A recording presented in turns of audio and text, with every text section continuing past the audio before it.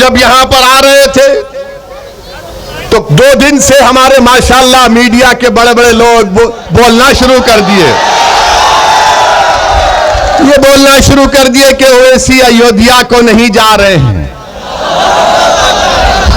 ओवैसी अयोध्या का नाम नहीं लेते हैं।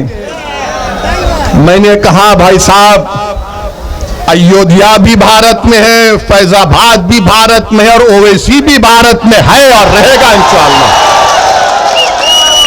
अब फैजाबाद की तारीख इनको नहीं मालूम, जो शाम में 6 बजे टीवी पर बैठते हैं, 8 बजे बैठते हैं, 9 बजे बैठते हैं, ऐसा बैठकर भाषण देते हैं, खुतबा देते हैं और ऐसा देते हैं कि बस नरेंद्र मोदी उनको देखे तो कहे कि ये तो मेरा घर वाला है। क्या कहा उन्होंने कि ओवैसी को अयोध्या नहीं जा रहे। मेरे भाई, अयोध्या भी जाएंगे, क्यों नहीं जाएंगे? हम जब कश्मीर गए तो अयोध्या नहीं जाएंगे। और फैजाबाद की तारीख, इनको नाम फैजाबाद से इतनी जलन क्यों है? पेट में दर्द क्यों होता है? फैजाबाद की जेल में क्या अशफाकुल्लाह को फांसी नहीं दी गई थी?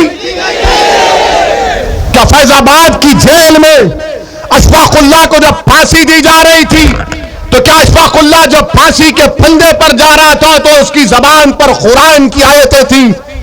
जब अशफाकुल्लाह फांसी के फंदे पर गया तो रास्ते में जेल के लोगों से मिलकर कहा कि खुदाफिज, मैं अपने रब से मिलने जा रहा हूं।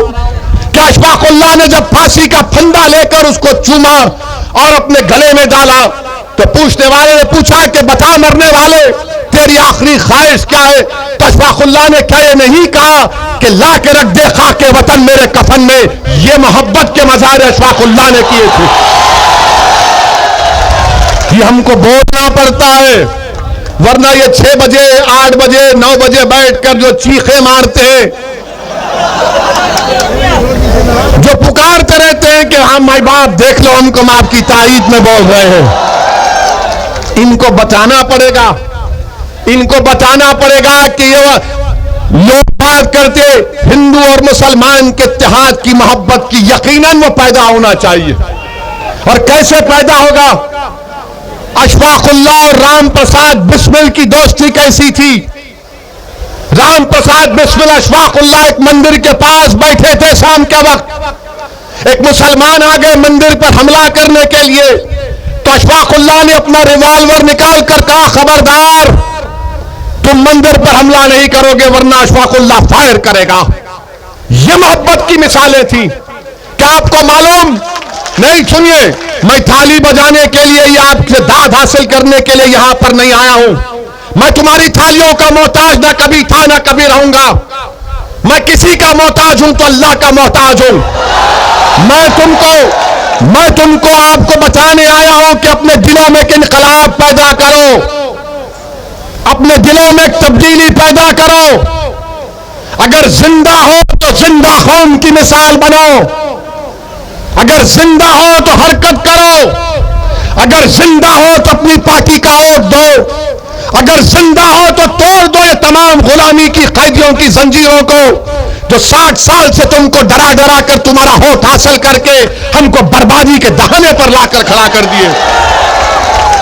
मेरे अजीज दोस्तों और बुजुर्गों, अशफाकुल्लाह शहीद को एक मुसलमान जेलर जाकर अशफाकुल्लाह से कहता है कि अशफाकुल्लाह, तुम गवाही माफी बन जाओ, तुम ये तमाम जो दीगर हिंदू हैं जिन पर काकोरी ट्रेन का मुकदमा है तुम उनके खिलाफ बोलो। तो अशफाकुल्लाह ने कहा, मैं एक मुसलमान हूं और बाकी मेरे साथी हिंदू हैं, मैं अपने आप को गिरने नहीं दूंगा, ना अपनी कौम को गिरने दूंगा। मैं अंग्रेजों के खिलाफ था और रहूंगा। मेरा ख्वाब है कि मुल्क आजाद हो।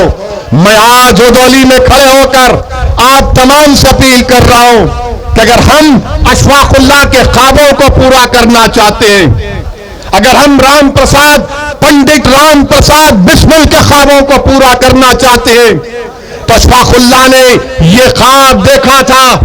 अशफाकुल्लाह ने ख्वाब देखा था कि मुल्क जब आजाद होगा तो यहां पर सबको उनका हिस्सा मिलेगा।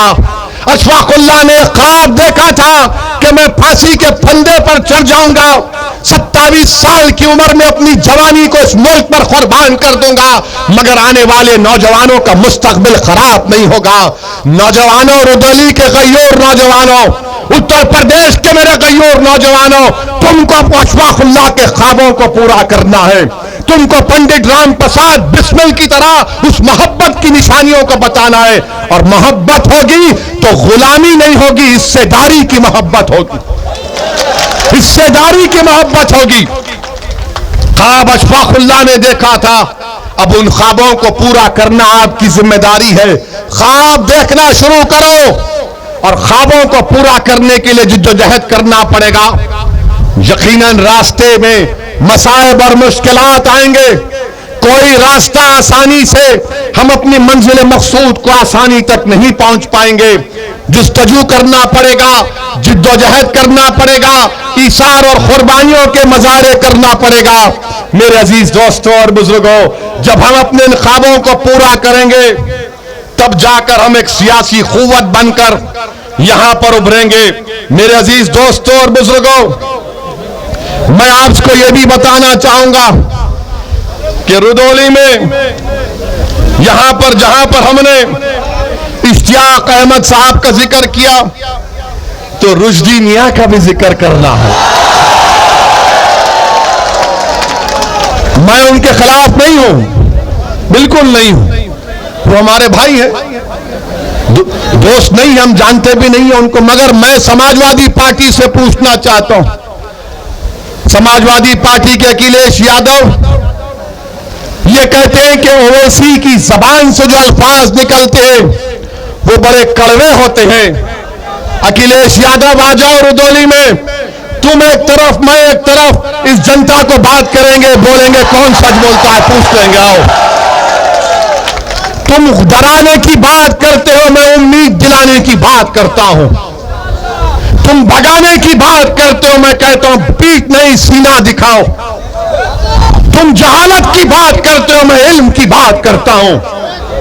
तुम डराने की बात करते हो, मैं इत्तेहाद की बात करता हूं। यह मजलिस इत्तेहाद और मुस्लिमीन का पैगाम।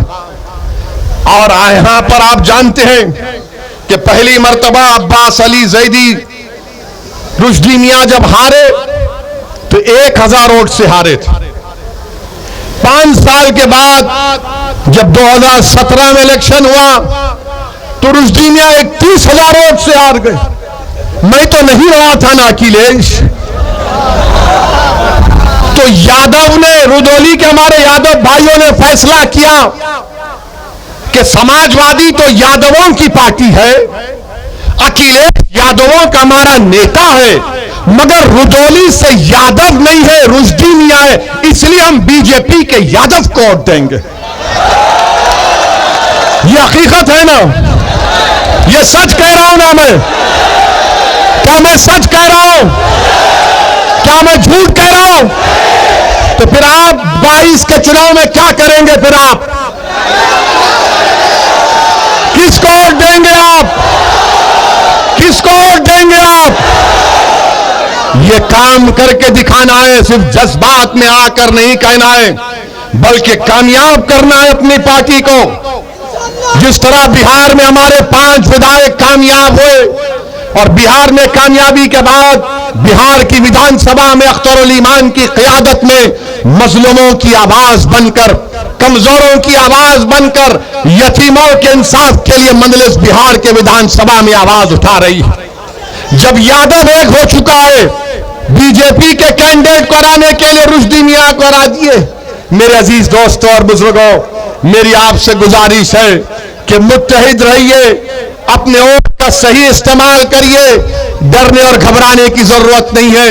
ये समाजवादी पार्टी हो, बीएसपी हो या फिर कांग्रेस हो या बीजेपी हो, इनको एक ही बात की तकलीफ है कि पूरे भारत में मुसलमानों की कोई पॉलिटिकल लीडरशिप ना बने।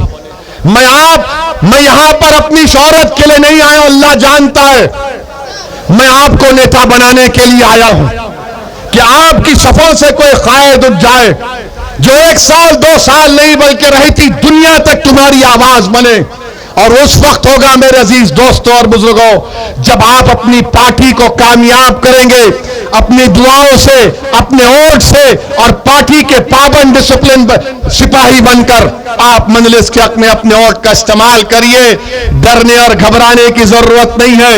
मुझ पर इल्जाम लगते हैं, मुझे कोई फिक्र नहीं, बहुत से इल्जाम लगते हैं मुझ पर, मगर याद रखो जब तक अल्लाह असदुद्दीन ओवैसी को जिंदा रखेगा इंशाअल्लाह ताला असदुद्दीन ओवैसी सच को और हक को बयान करता रहेगा।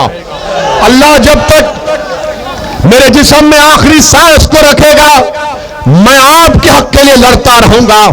मुझे नहीं मालूम कि मेरी जिंदगी का चिराग कब गुल हो जाए, मगर रुदौली के नौजवानों, उत्तर प्रदेश के गयूर नौजवानों, उत्तर प्रदेश के मेरी इज्जतदार मां और बहनों, कौम और मिल्लत के जिम्मेदारों, मैं तुमसे भीख मांगने आया हूं, मुत्तहिद हो जाओ। आज तुमको मुत्तहिद होना है। यह फैजाबाद अयोध्या है।